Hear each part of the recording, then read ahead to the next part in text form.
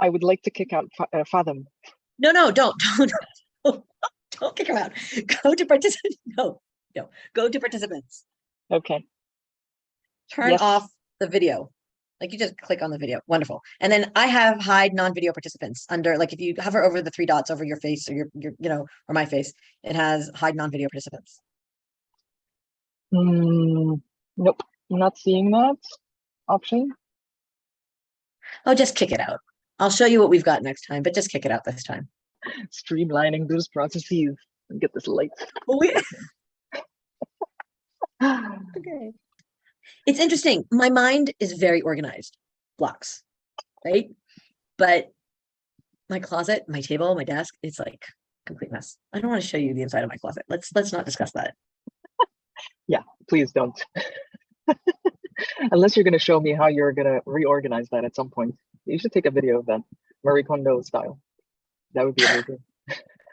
So that's interesting that you should say that, because I'm just going to click an insight here just so that you have something in Fathom, but not because it really is an insight. But so clear closet. So the way that I just said something now really amazing. Now it just shut it off. Never mind. I'll fix it later. So I come from a family that does not throw anything away. When my dad passed away about 1.5 years ago, we went up to the attic and it was full of boxes of old newspapers and whatnot.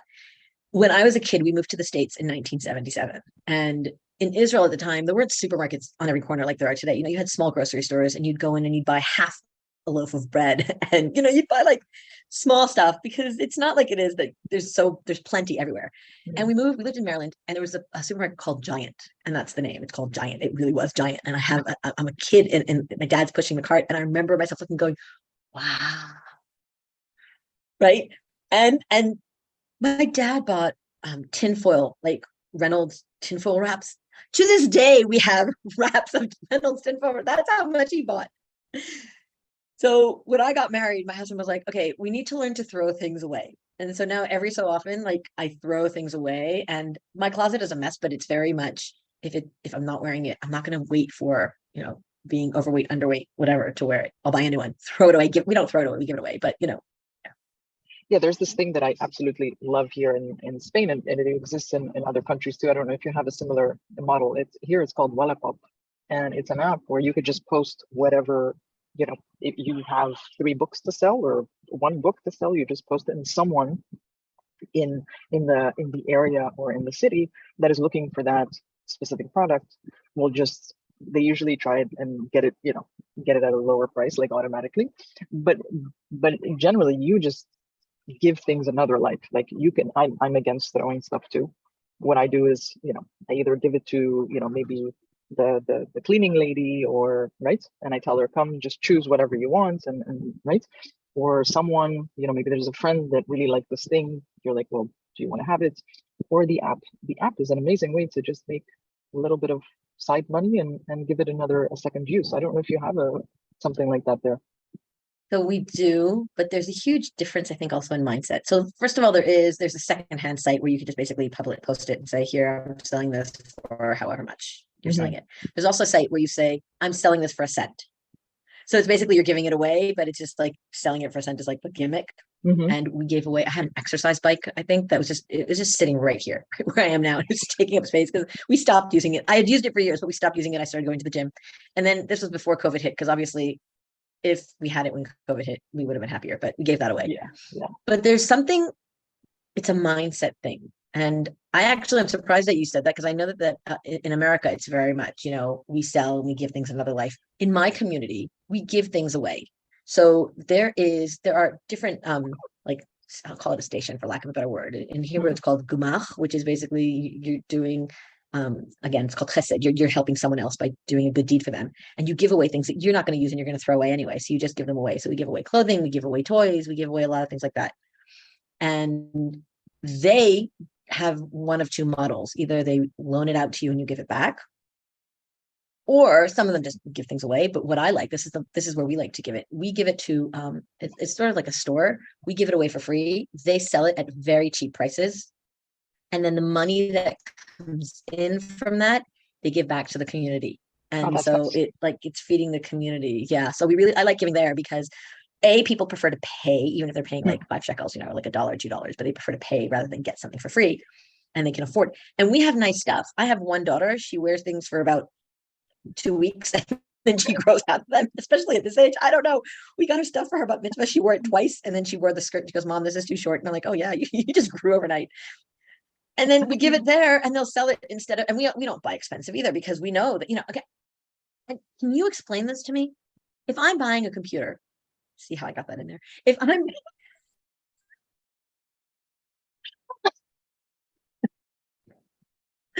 okay, if I'm buying a computer, I'm going to invest in the best possible computer.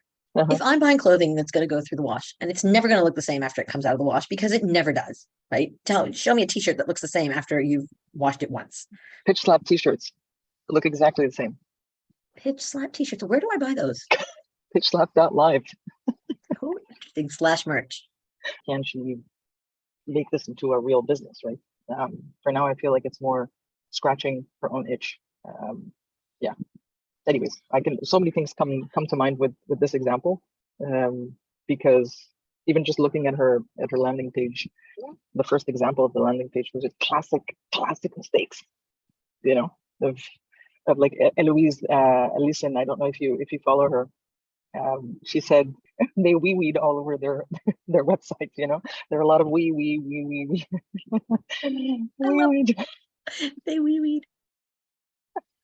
That's perfect. Yeah. They weed. Yeah. Speaking of non-weed, what you did with the descriptions, the titles, and all that, amazing. Seriously, thank you. I think I'm going to call this episode "We Weed Across the Landing Page." I think that's a good name. You gotta have fun with it. It's like we don't do dinosaurs. Exactly. It's We don't like, do that. Well, the I love one it. you sent me today is "I have a mic in my sock." That's gonna be the title for that one. It has to be fun. Listen, I don't know why people are gonna click through that don't know us, but it has I to have be no fun. idea. I have no idea. I honestly don't care. I'm having fun, so Oh my God. As long as we I told don't you this is my weekly hourly. We weed all over our landing page, or don't we weed all over your landing page? That's better. Yeah. No, I Let me think we repeat weed that. is better. Okay. Let me repeat that. Don't we all over your homepage or website, for that matter, or posts or emails.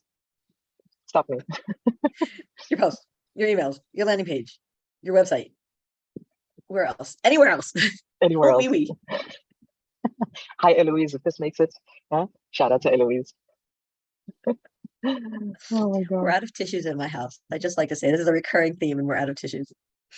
Well, it's summer, so There you go. Oh, thank you so much. Oh God. Anywho, so no, go ahead. I don't remember what I was gonna say. I was gonna say that this is my weekly hour therapy session, hourly therapy session. I just come out, all calm, whatever. My husband had to go to an appointment, and I'm like, okay, but if you come back after 10 to 11, I have the bedroom, because my office or whatever, and you can just wait outside. Do whatever it is. Just keep it outside. Yeah. Exactly. So let's plan launch. Oh yeah. So okay. So let's talk Yeah. launch. So first of all, I do think we need if you could create, if you're good at this, if not, I'll have Haley do it, my VA, but she's only back August 10th. I think we need thumbnails for each episode. Maybe I'll have Haley do it to begin with. She'll take a screen capture, one of us, like where you see both of us doing something good. She'll take off the background. She'll create, like, it'll have us on it, but it'll also have like the title of the episode or whatever. So the same one for all episodes. No. Yeah. Different for each. No, different for each. Okay. Yeah. Hold on. So if she can. Let me do this. So I'm gonna so wait, let me just re-record this so that I have this as an action item in Fathom so that you'll be able to see what it looks like. So this is going to be an action item for Haley to create thumbnails for each one of the episodes. And basically, can you send me the hex values for our colors, the pink and the turquoise? And then I'll send it to her, and she'll create the thumbnails by taking some, I don't know, she'll do whatever she does. She's amazing. I don't care. And she'll create those, and then we'll upload them to the YouTube channel. I may give her access just so that she can do it herself and just take it off of my plate. And there we have it. Boom. So this is to create thumbnails. Create thumbnails. I give my stuff headings. So then when I look back at the recordings, I sort of know, why did I mark this? Like, what was I thinking when I marked this? Yeah.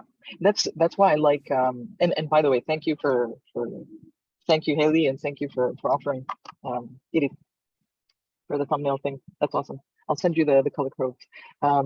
In when I, my notes, when I just use my notes app, gather ideas for posts. I have a folder for that stuff, and I literally just vomit everything what I had in my head at that time. It might not, it might have, it usually does have spelling mistakes, grammar mistakes, all that stuff. But at least I understand why I found that thing interesting at the time. And that helps me when it comes to posting, because sometimes I'm just like, I don't know where your head was at that time, please, Do you type? Because I found, so someone named, I think her name is Archie, but I could be wrong. I don't remember. Copywriter. Yeah, the copywriter who posted that I post with, that I comment with spelling mistakes and typos. It's actually typos, it's not spelling mistakes. She meant really well. But ever since, I've been so self-conscious, and I'm like, okay, I have to fix, I can't have all these mistakes. My mobile app, like my mobile keyboard, is so difficult to use. I never got used to it. I've only had it. Well, I can't say only. It's already been 2.5 years. But I really don't like the mobile app. So now what I do is I dictate to it, and then I'll fix all mistakes that it doesn't understand the words that I've said. Usually like words that have like an Israeli inflection or whatever. But sometimes I still miss. And one time I meant to say, I'll do it after the holidays, but I use the Hebrew word for holidays.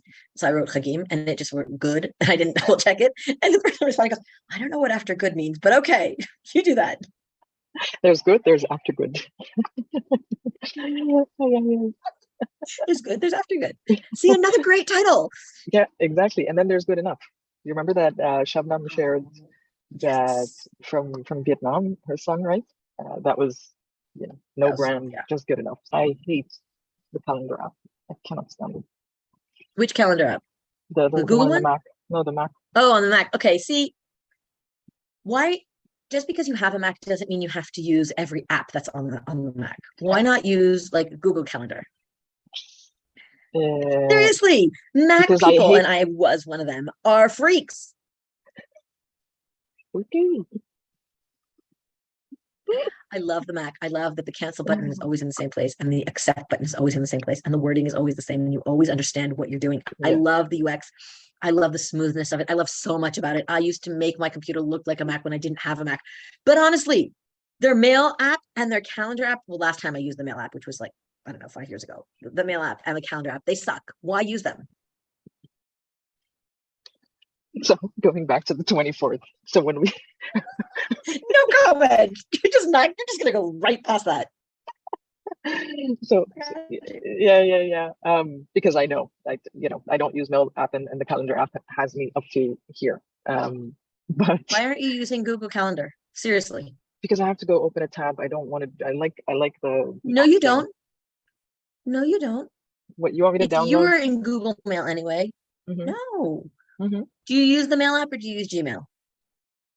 I use Gmail. So in the right top corner of the browser, in your Gmail, in your inbox, there's a 31. If you click on the 31, it will open your calendar on the right side of your inbox. No need to open a new tab. Yeah, but that view is like, I like to see my calendar big. But yeah, I'll then open a new tab. You're right. You know what? You stay with the terrible, and I'm not going to use a stronger word. You stay with that terrible calendar app that you have on the Mac just because it came with the Mac. Let's move forward. Back to the 24th. So the 24th, when we do. Hey, I'm going to go off tangent real quick because I think it's a really important thing that I see again and again. It's when someone has a pain, but it's not painful enough for them to actually do something about it, and you're trying to sell them something. That's like, you gotta be there so that when they are ready and they are ready to actually do something, right? Because you saw that I'm like complaining, but I'm not doing anything about it. So anyways, when we do go live, right, or we do list any video on social media, are we going to just simply cut the first, because I think now it allows for 15 minutes. Are we going to just cut maybe the first 2 minutes of each episode and post that one live. I think that's worth a try. Do you want to do it like that, or do you want to take snippets? Like sorry, my daughter got me a glass of water. Do you want to do what you just suggested, or do you want to take the snippets? Because the snippets are from each episode. The problem is that not every episode has a snippet. No, and most snippets, we only have one snippet of us, and the snippets are either for you or for me. So yeah, so let's take the first 2 minutes. Seems a long time. I don't think we need to do it by 30 time. seconds, Like 30 seconds. Yeah, like 30 seconds to 45 seconds. Let's do that. 30 to 45 seconds. And yeah, 30 to 45 seconds, even if it's cut off like at the end of a sentence, but even if it's like mid-topic, right? That's fine. Yeah, and then that's fine. and then it should have like the closing screen. Like we can use the thumbnail that I'll have Haley create a vertical format as well for it. Haley, create vertical format for thumbnails, not just one for social, one for YouTube.